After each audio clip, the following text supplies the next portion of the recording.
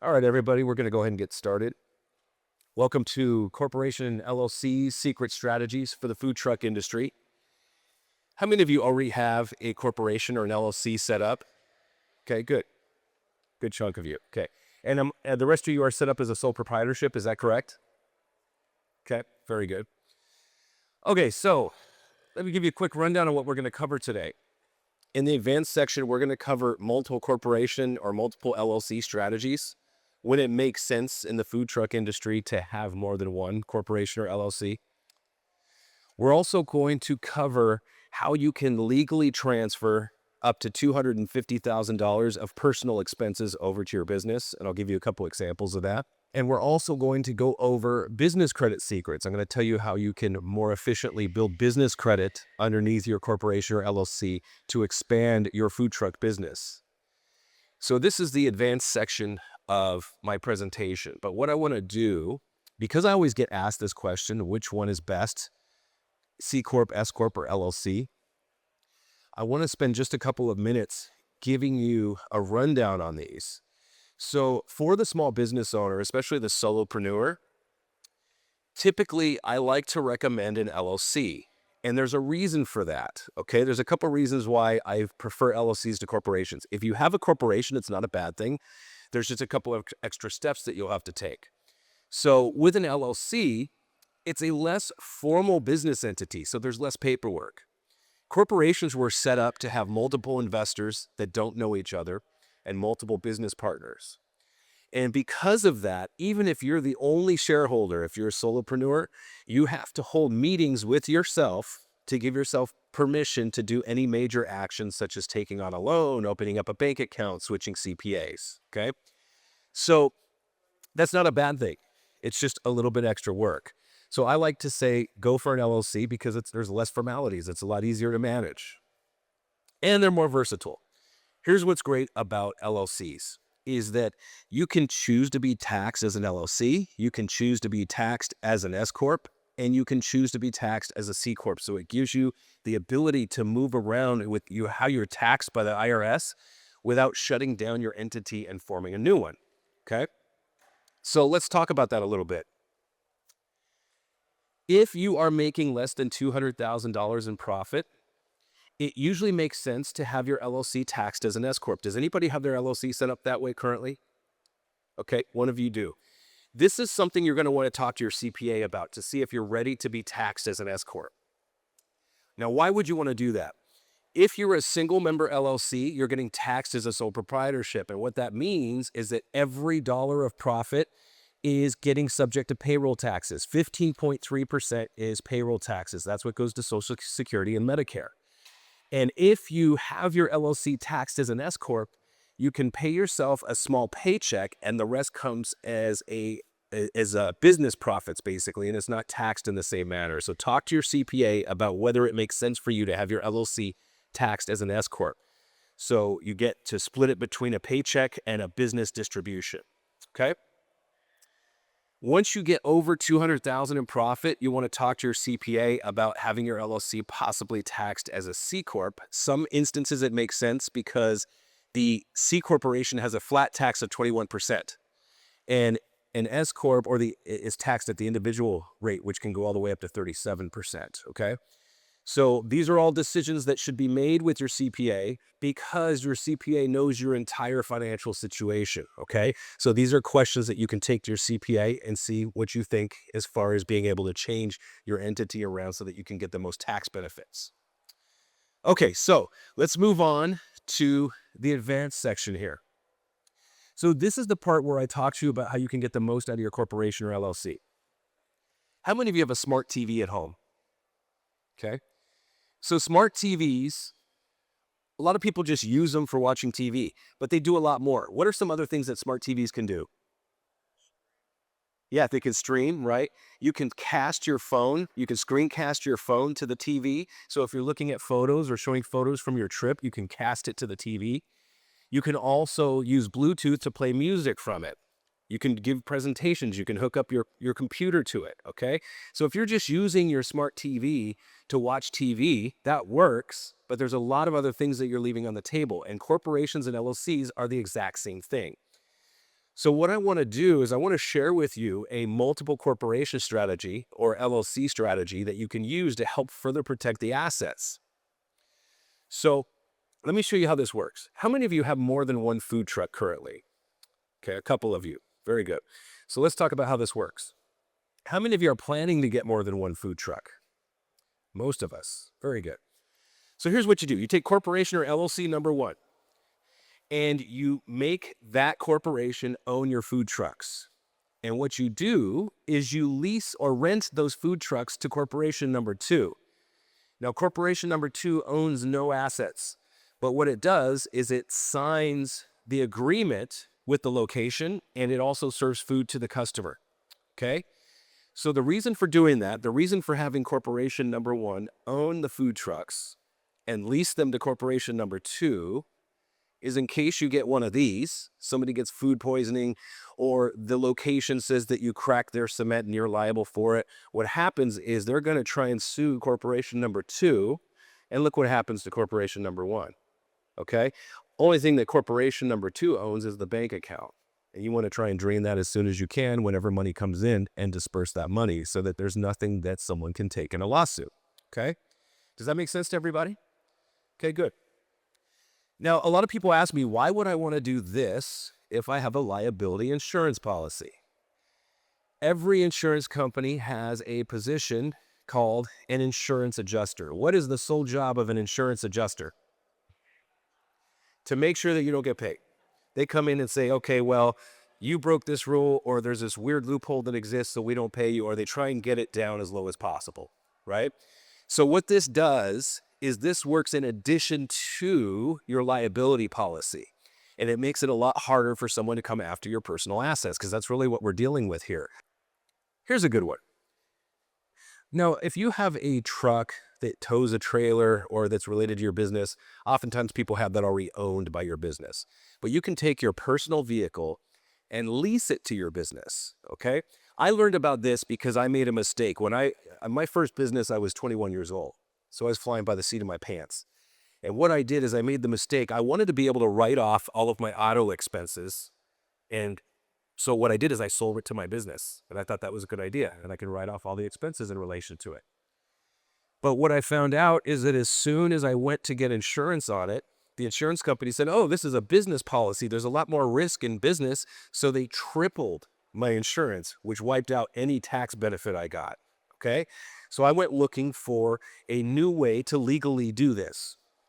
And so I found it.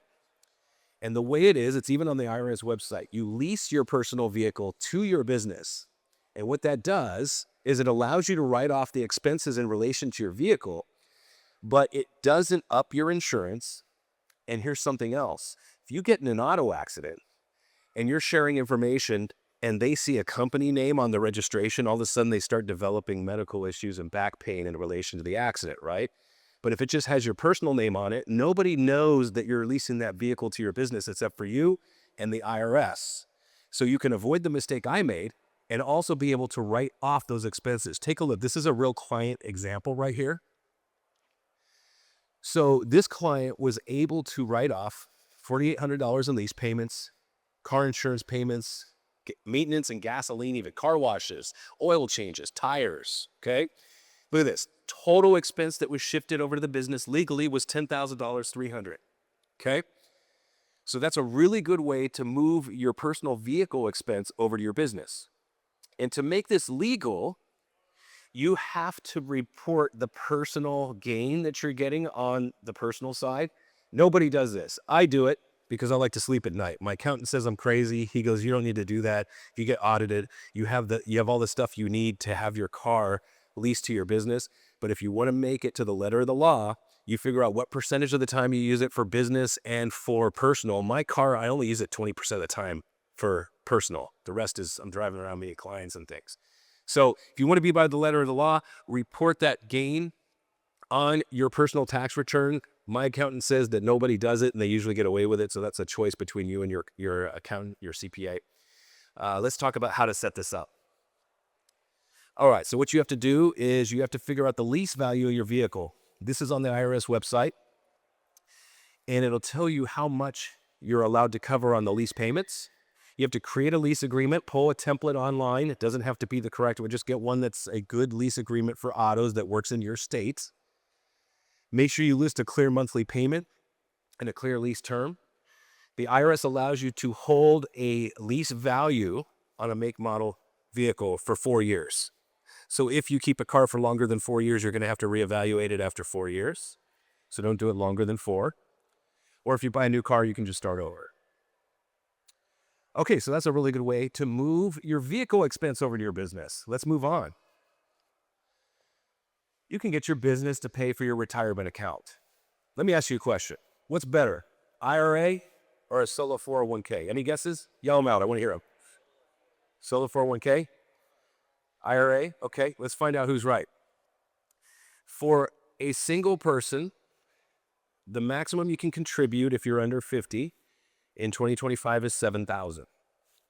For a solo 401k, the maximum you can contribute is $70,000. Now, which one's better? Solo 401k.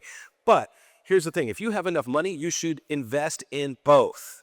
Okay? If you have enough money, you should invest in both. You're allowed to do that. Now, let's take a look at the solo 401k a little bit closer and talk about why they call it a solo 401k. You can have only one W-2 employee to qualify for this. Now, if it's you and your spouse operating your business, that counts as a single unit, so you can still invest in this. If you're hiring people that are not just contractors, they're actually W-2 and getting a paycheck, you won't qualify for this. Okay, as I mentioned before, it's a $70,000 maximum for 2025. It's going up in 2026 slightly. I think it's 71 or 72,000, but they will announce that shortly. You can double the maximum if you're married. This is true with the IRA. So instead of 7,000, you can put away 14,000. And here, if you're married, you can put up to $140,000 if you're married into the solo 401k. Here's the cool part. This is where you get your business to pay for it. 25% of the salary you pay yourself can come from the business. All right. So let me give you easy numbers. Let's say you're paying yourself $100,000 a year. That means the business can contribute up to $25,000 into your 401k. What you just did is you shifted your retirement expense over your business, and you got a tax deduction on your business. You benefited from it personally and didn't pay taxes on it personally. Is that a good idea? I better see some nodding in the audience, right? Okay, so here's what you do is you have your business put that money into the 401k, and you can invest it just like anything else. You can put it in stocks. You can put it in mutual funds. If you want to get crazy, there's things called self-directed retirement vehicles where you can invest in investment properties, cryptocurrencies. You can invest in all kinds of different things, but that's more advanced stuff for a later time. On the personal side, you can put no more than $23,500 for 2025. So that's how you get fully up to the 70,000. It can be set up as a Roth or a traditional. You get to choose how you want it to be.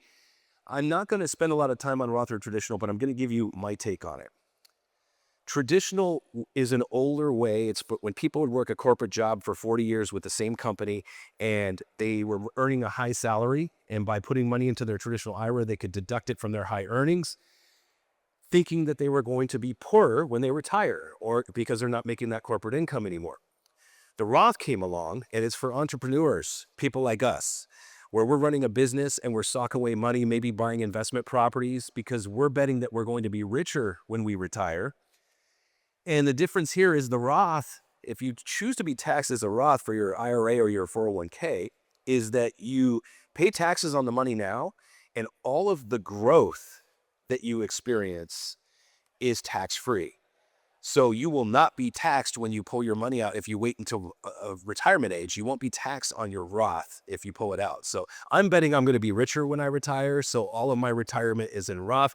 This is something you should decide with your CPA, not just because I set it up here on stage, but see if a Roth makes sense for you. And one of my favorite things about the solo 401k, it's protected from lawsuits. Now, IRAs are protected from lawsuits, kind of. And what the law says is that if you get sued, you have to leave a reasonable amount in the IRA.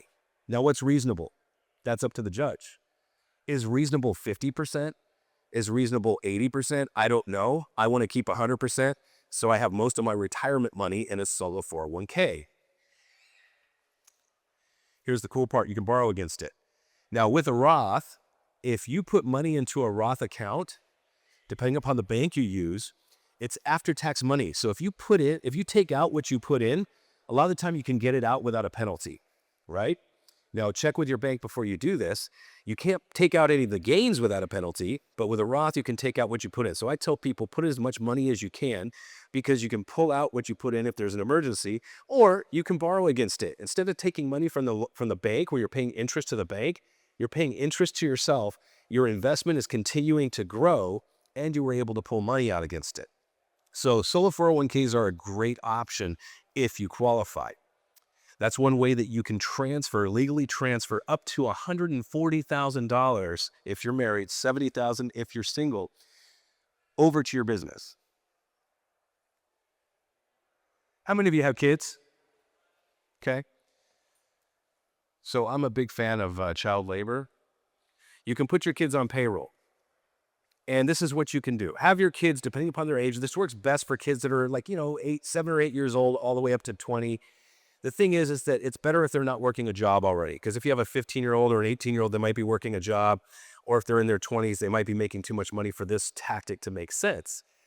But what you can do in 2025, the first $15,000 that your child makes is tax-free.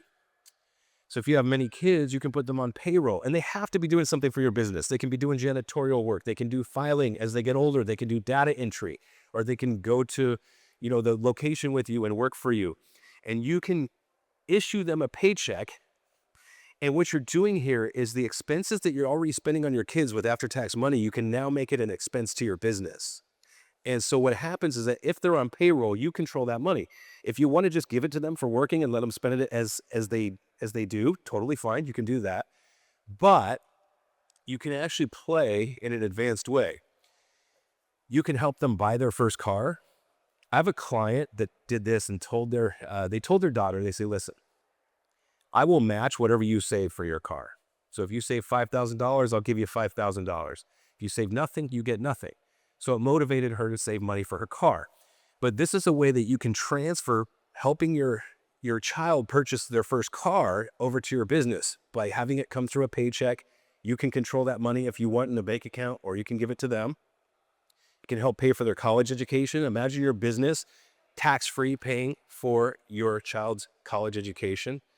Or you can set up a retirement account for them while they're young and let that start compounding really young. And if you're really successful, you can help them with a down payment on a house.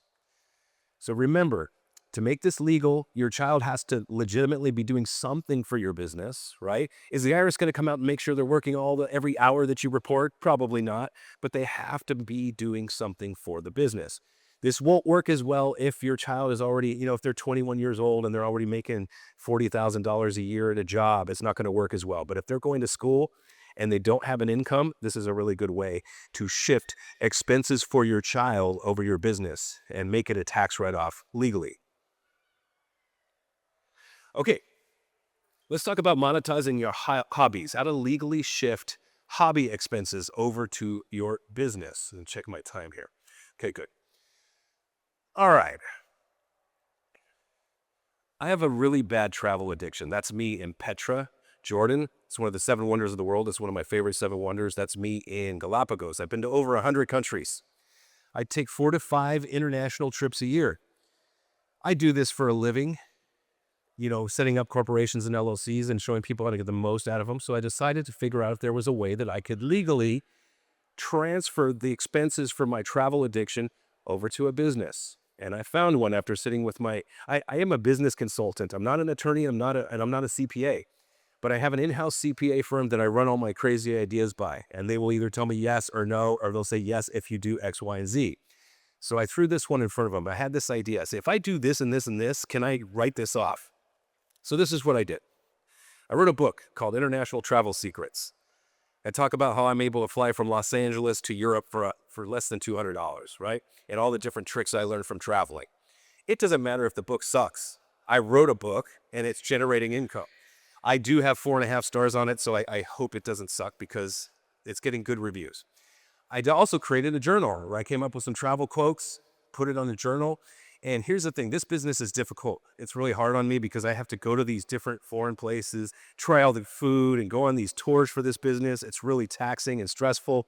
Just kidding, I love it. But now what I get to do, because I'm making an income from these books and from the journal, is I get to write this off as a legitimate business expense, okay? So write a book about your topic, or start a TikTok page and review skincare products. If you like hunting and fishing, review hunting and fishing products. Talk about places to go that are the best for hunting and fishing. Whatever it is, whatever your hobby is, create a way to make money off of it. If you have a YouTube or TikTok channel, you get enough followers, they'll start paying you for advertising, okay? Now, the IRS has what's called a hobby rule.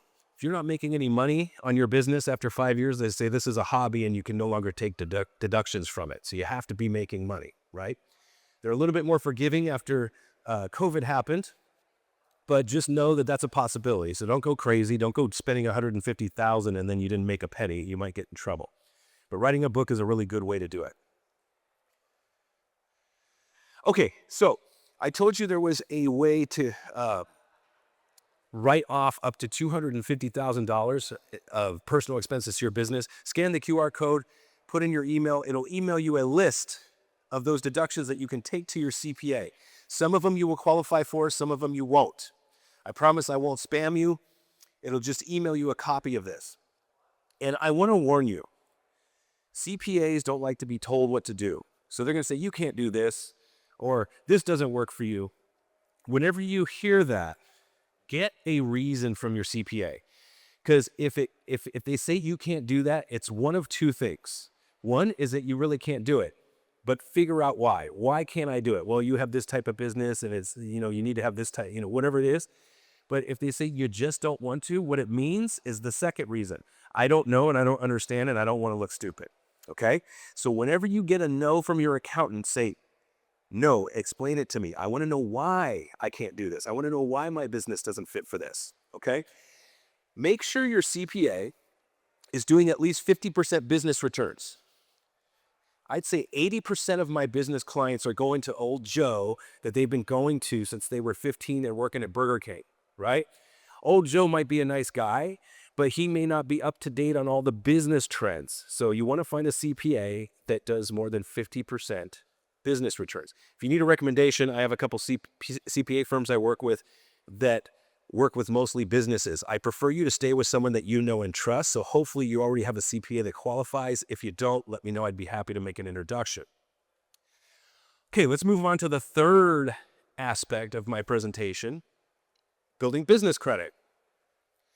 Business credit comes in several forms. There's vendor credit, store credit, my favorite, credit cards and credit lines. And there's also loans. Let's talk about why business credit is better than personal credit. It's very different. The rules are different. The laws are different. The game is different. You can have infinite inquiries on your business credit profile. It doesn't affect you in the same way as it does on the personal.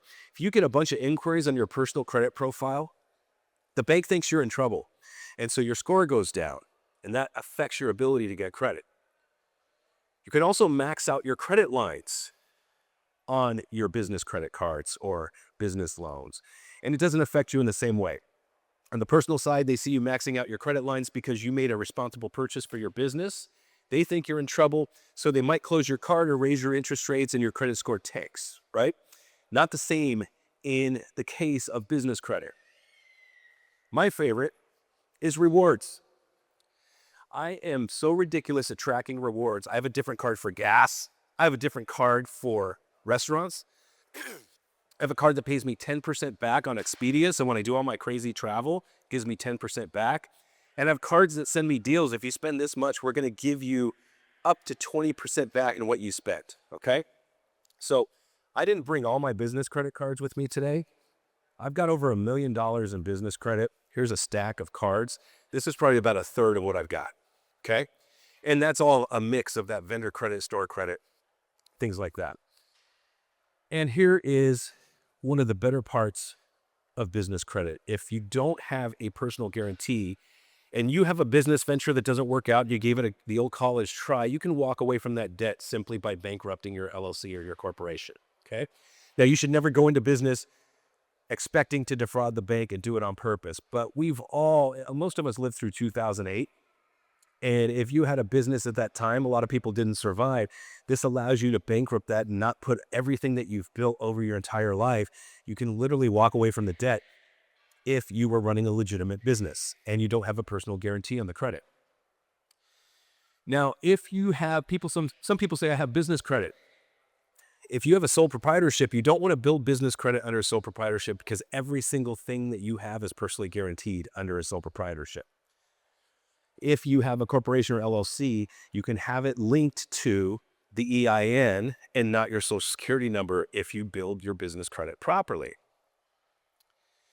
So my company puts every business through 50 fundability factors. Because I'm only here for about 45 minutes, I'm not going to go through all 50, but I am going to go over 4. Phone number. How many of you do business from your cell phone? I do. Okay, now here's the thing. If you list your business cell phone number as your business number, you will get automatically denied for a lot of business credit products. And what that is that you need to get the correct form of phone number. And this is so outdated, but they require you to have a landline. What's that?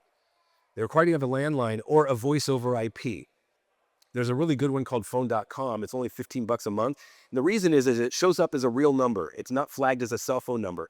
And it reports to the National 411 Registry, the National 411 Directory for businesses. So that makes your business not look fraudulent. All right. So making that small change can make the difference between getting access to bigger credit lines so you can purchase another food truck or carry your inventory during slower periods, whatever it is that you need to get. Business address.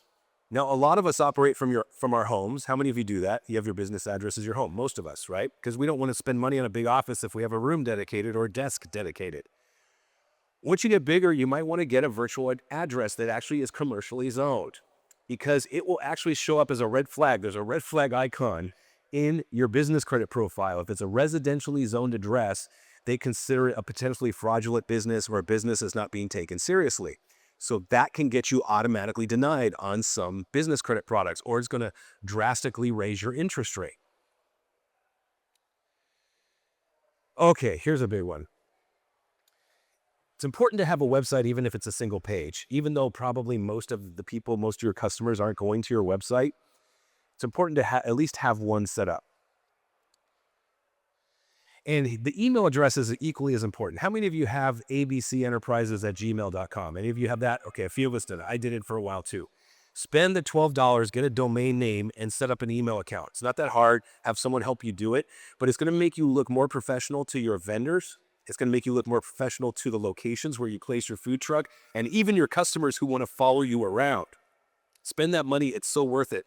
But having a Gmail address can get you automatically denied for a lot of business credit. And when you get denied, they don't tell you. This is another reason that business credit is different from personal. There's a law that personal credit, they have to tell you why. It's because you have a bankruptcy or you have some lates or you're overextended. They have to tell you why. Business credit, they don't have to tell you. So you'll get denied and you didn't know all along it was because of your email address, right? Or one of these other options that I have up on the screen. The other one is the industry code. There are industries that are considered risky by the IRS. I'm sorry, not by the IRS, by banks. All right, so some risky industries. Believe it or not, real estate mortgage brokers.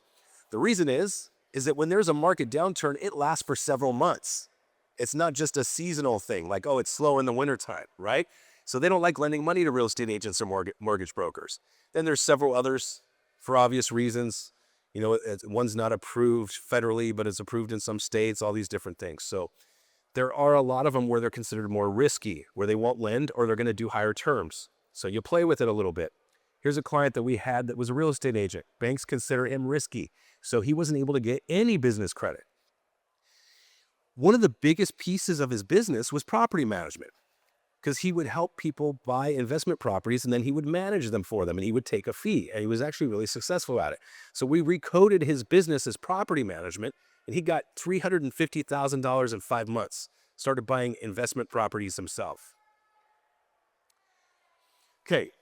Business credit is scored differently from personal credit. It's easy, 0 to 100, not this 350 to 850. What the heck is that? Who came up with that idea to make it confusing for you? So 0 to 100, let's take a closer look at how you can maximize this. Look at 80. Payment comes on terms. If I pay on time, I get penalized. I only get a B.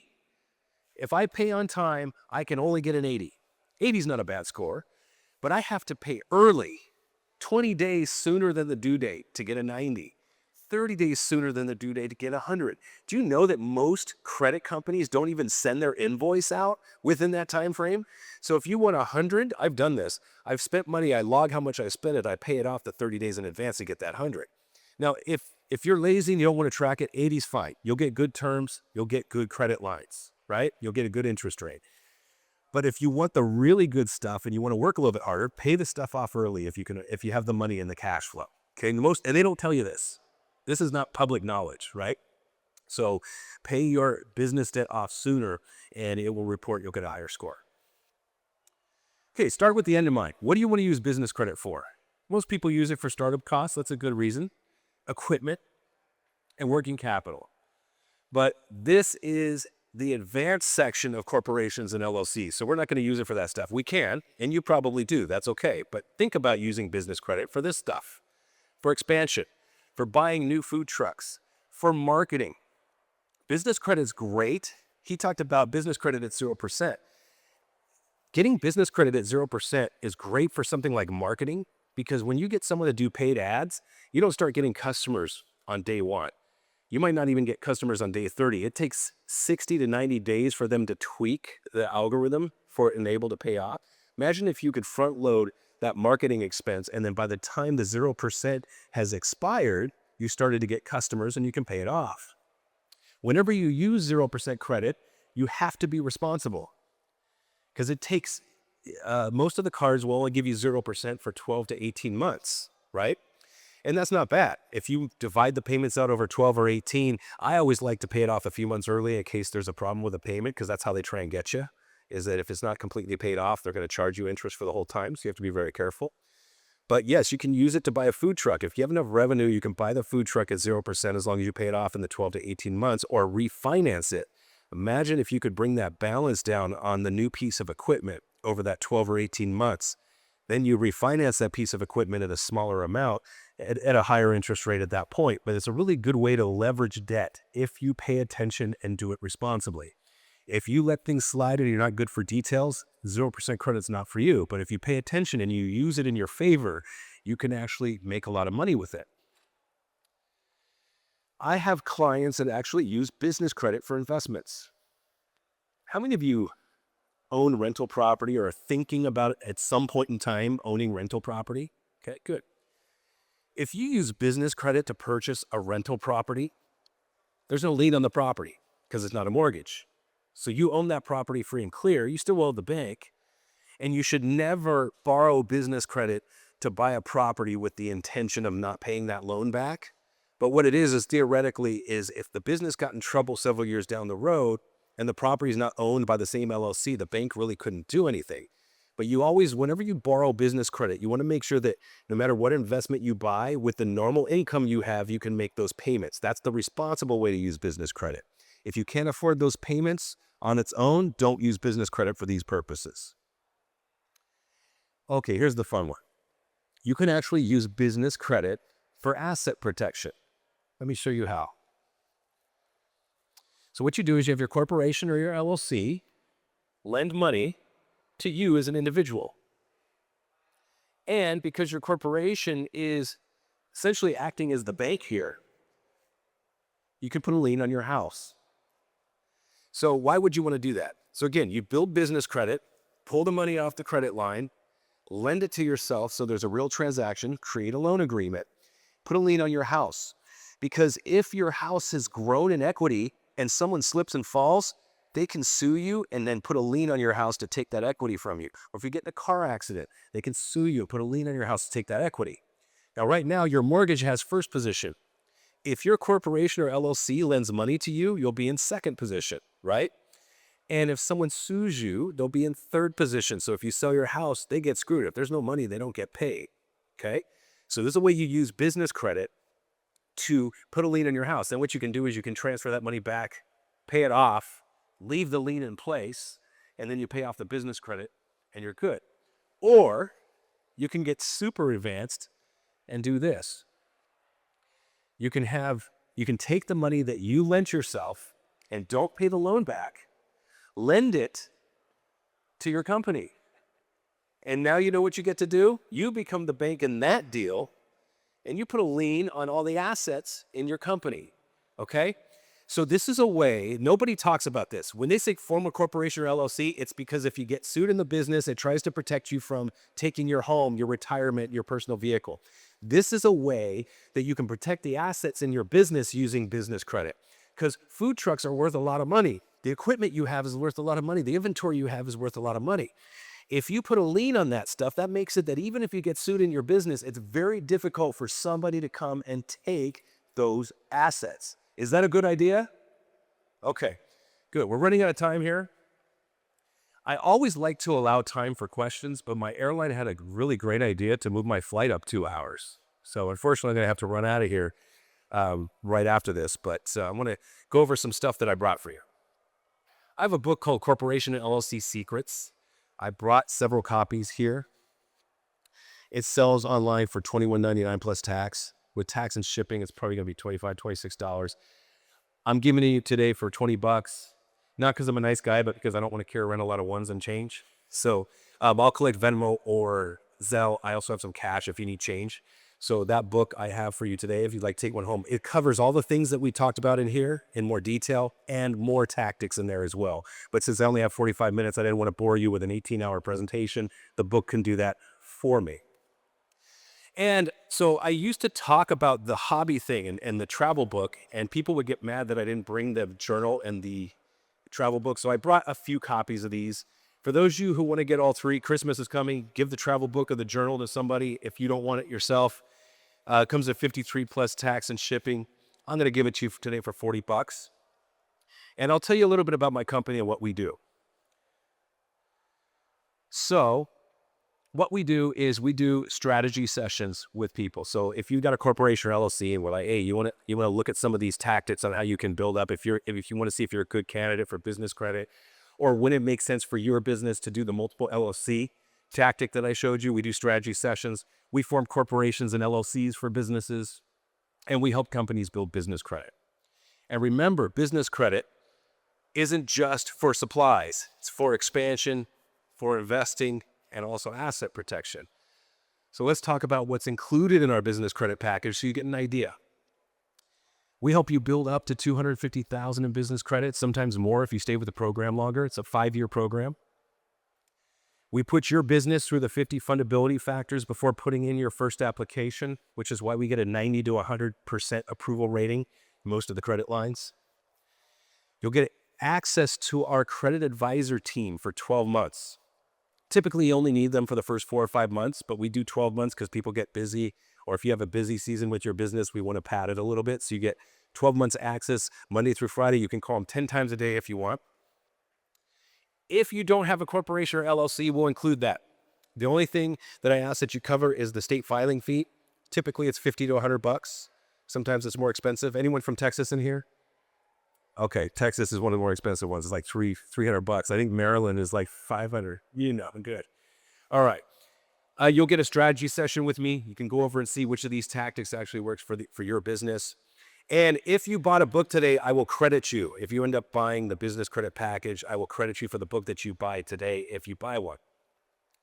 All right, so strategy session is $199. I form corporations for $1,000. And the business credit package is $39.99. Now, you guys took time out of your week to come and learn more about your business, all right? And I commend you for that, because coming to listen about corporations and LLCs, we're talking about business and tax law. It's not interesting, right? And you came here to learn and expand your business, not just to my session, but all the other sessions too. I want to reward you for that. So I'm giving half-price sessions for people who book today. I'm going to show you how you can book that today. I'll form a corporation for $499 if you cover your state's fee. And I'll build your business credit for $1,000 off. That's 25% off. Now, those ones you don't have to make the decision today. All you have to do is book a strategy session that will lock in those discounts. So if you're thinking about it and you want to talk to me about some of this stuff, book a strategy session. It'll lock it in till we have our strategy session. So you don't have to make that decision today. Okay? So this is the way you can book your strategy session. Scan the QR code. If you don't have a camera on your phone or it's not working, go to augmentusinc.com/events. And it'll look like this. That page will come up on your phone. You just click the Book Now button. And then it's going to take you to enter your information, tell which products you're interested in so we know to discuss it on the call. And it'll email you an invoice. Just pay that invoice today, and that way you'll get that half off. You want to ensure you get the 50% off if you're thinking of a strategy session, okay? So that's all there. Again, I want to thank you for taking time to not only see my presentation, but taking time to come to the expo, because that shows you're serious about your business, and it's not easy to jump on a flight or to drive here and take time out of your busy lives and away from your family. So thank you for doing that. I'm going to leave this up on the screen, and here's what I'm going to do. My books are back by that pole right there. I have Venmo and Zelle there if you want to scan that, and if you want to purchase a book or the travel book set, you can. And I'll be here for a couple minutes. I'm not going to have a ton of time for questions because my flight is leaving in 2 hours. So I got about maybe 20 minutes to hang out here and sell some books, and then I'm going to run out of here. But thank you so much. I hope you got some good, valuable information, and here's to you and your business.